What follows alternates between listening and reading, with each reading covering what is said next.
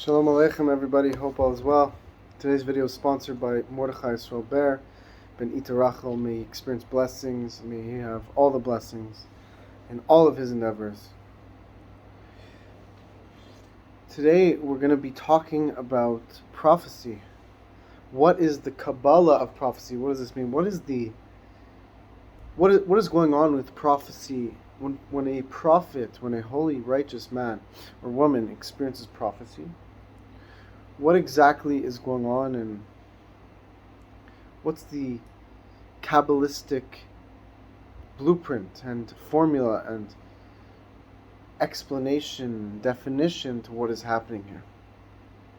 A very exciting topic. And the Rebbe explains it for us in the Maimer Basi Lagani. The Rebbe explains, first off, that by talking about the temple, that the structure in the temple was built with the Mishkan, the sanctuary was built with Atzei Shitim, with what you would call cedar wood, if I'm not mistaken in English, but in Hebrew, in the holy language, Lashon HaKodesh is called Atzei Shitim, the wood called Shitim. What's interesting about this word Shitim is it is connected to the word shtus,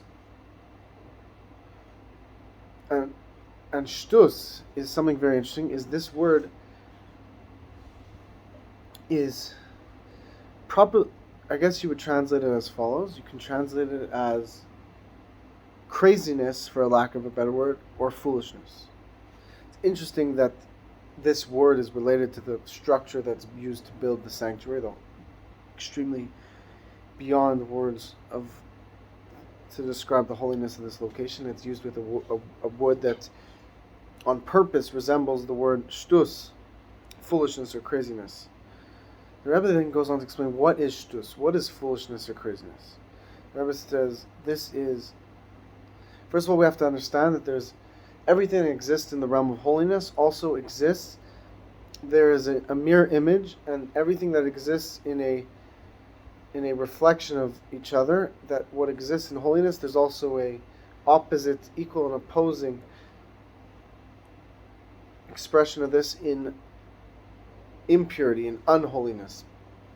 We know that, of course, holiness prevails over impurity, so it is not equal and opposite, but it is opposite and seems equal and opposite. But in truth, holiness is obviously even higher because Hashem is helps from above.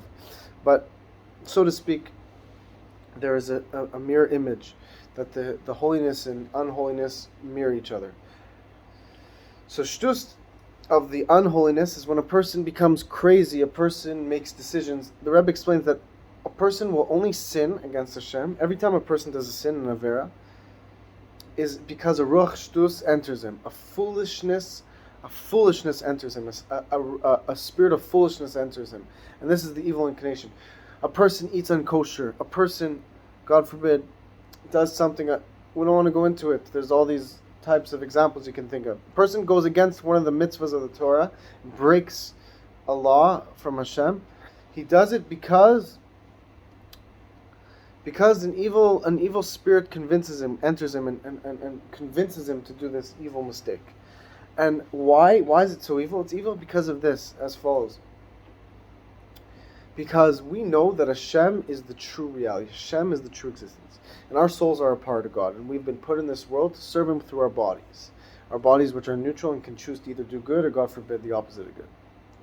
When we do good, it causes Hashem tremendous pleasure, and it causes our soul tremendous pleasure, and it causes tremendous good to flow into the world. And when we do the opposite of good, the opposite happens. And it's very extremely damaging, to say the least. So if we were aware of the damage caused by doing a sin, we would never sin. But the only reason why a person sins is because this evil spirit that enters him, this foolish spirit enters him, and he doesn't realize the damage that he's causing by sinning. By that same token, we also don't realize the damage caused by not doing good, and we also forget the good, the opportunity to do good. That's what the evil spirit does. So that's why it's called shtus. that is the shtus of the evil side. But we learned that everything that exists in evil also exists in the realm of good, because they're mirror images of each other. So then the Rebbe explained that there's something called shtus de kedusha. What does this mean? This means the foolishness and the craziness of holiness. And this is connected to prophecy. And he brings a verse where it says, why did this, the Rebbe brings a quote where it says, why is this meshuga coming to me? The word used in the verse that the Rebbe quotes is meshuga, which means crazy, or this, why is this crazy person coming to me? But it's referring to a prophet, and it's talking about the holy craziness. So what is the holy craziness? The holy craziness, and this is why the wood that we used is connected to the wood that resembles the word foolishness or craziness. Here's why. Because there's also a craziness, a foolishness of holiness. And this is when you let go of your logic, you let go of your calculations, you let go of your emotions, and you, not to remove them completely, but to reach higher than logic, to reach higher than intellect, to reach higher than emotions, to connect to the Almighty. And this is what a prophet does. So just like a crazy person, he forgets about logic, he forgets about his intellect. He does things that don't make sense. He disregards the rules. He disregards what is the normal, what is the understandable thing to do. That's why he's crazy. The craziness of holiness is when you let go of the limitations of your emotions, you let go of the limitations of your intellect and your calculations and your seeming logic, and you reach Hashem Himself. And how is this done? This is done by connecting to God with your will, connecting to God because that is your innermost part of you, connecting to your innermost self, which is God. Our innermost self is a part and a spark of God.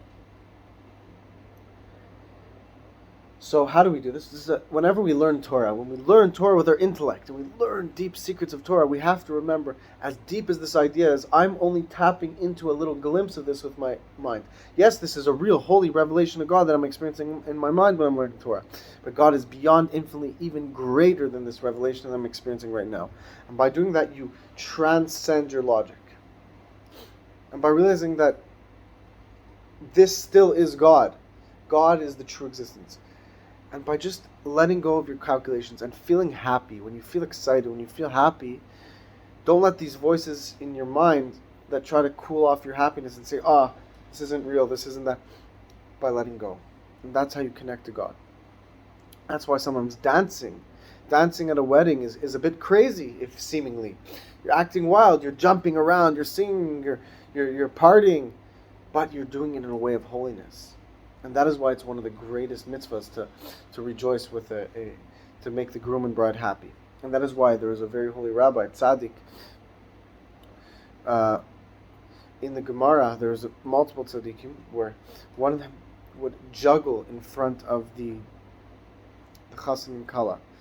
And his students were very embarrassed by him. They said, Rabbi, you're embarrassing us. You're juggling. A big holy rabbi, the top rabbi of the generation, is juggling in front of people. It's embarrassing.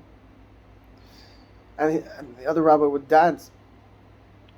And then they realized when he passed away, there was a fire, a holy divine fire burning at his grave. And they said, this is because he danced at the wedding and juggled. And we realized this is a level of transcending your own limitations, your own sense of normality, and connecting to a God in a way of holy craziness. Becoming obsessed with God, becoming crazy about God in a holy way. This is how we transcend limitations. There's a story also where David HaMelech, when the ark was lost and it came back into town, and David HaMelech was so excited that he started dancing like crazy, that his undergarments were showing because he was so happy that the holy ark came back that he started dancing like crazy. And then his wife, who was the daughter of King Saul, the previous king before David, said to King David HaMelech said, my father would never dance like that.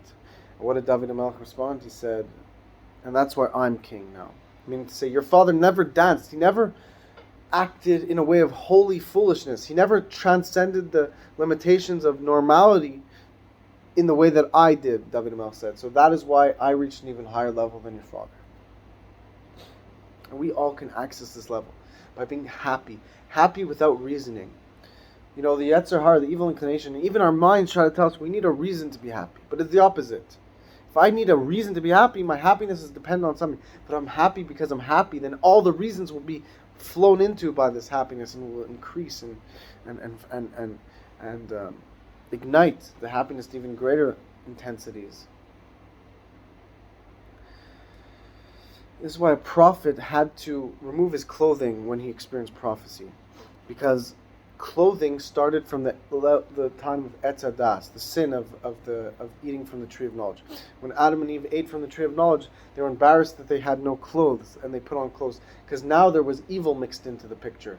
Before everything was good, and when they ate from the evil tree, when they ate from the tree of knowledge, evil became mixed in with the good, and that is why they had to wear clothing, because now there was room for evil. So they understood that nakedness has a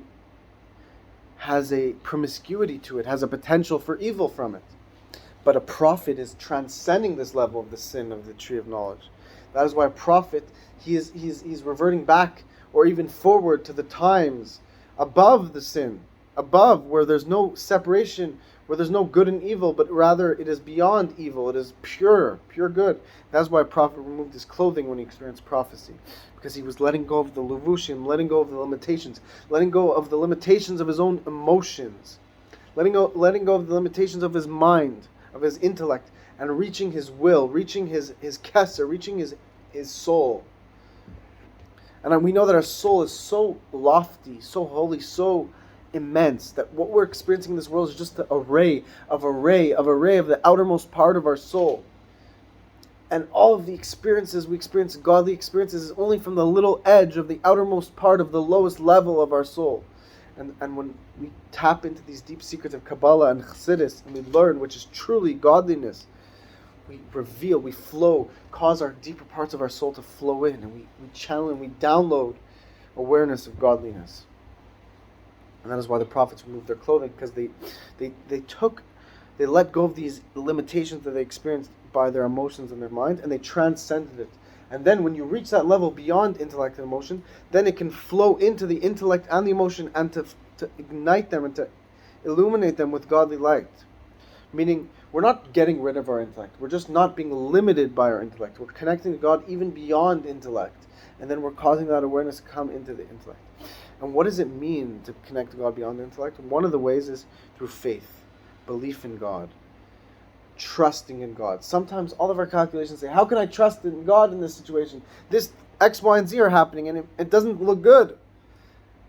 Letting go of your doubts, believing and trusting in God, saying, okay, I don't understand how this could work out according to my logic, but I know that God is the master of the world, and I know that He runs the nature. He's completely in control of the nature. And I trust that He's going to fix this situation for me. That is connecting to God beyond intellect. And then it can flow into the intellect and say, you know what? At first glance it doesn't seem good, but I understand that God runs the show. And I understand that I trust that God will redeem me. So may Hashem bless you all, may you experience this day, and this will be revealed in the third temple. This divine revelation called the Shekhinah. The Shekhinah means the dwelling, the revelation of God. God is everywhere. There's nothing else besides God. But until Mashiach arrives, it seems hidden. But through learning Chassidus and the secrets of Torah, we tap into it, we taste of the days of Mashiach. And then in the days of Mashiach, the temple will be built, and there will be a full-blown revelation of God in the world, where everybody will experience prophecy. So may Hashem bless you all. May we experience it today.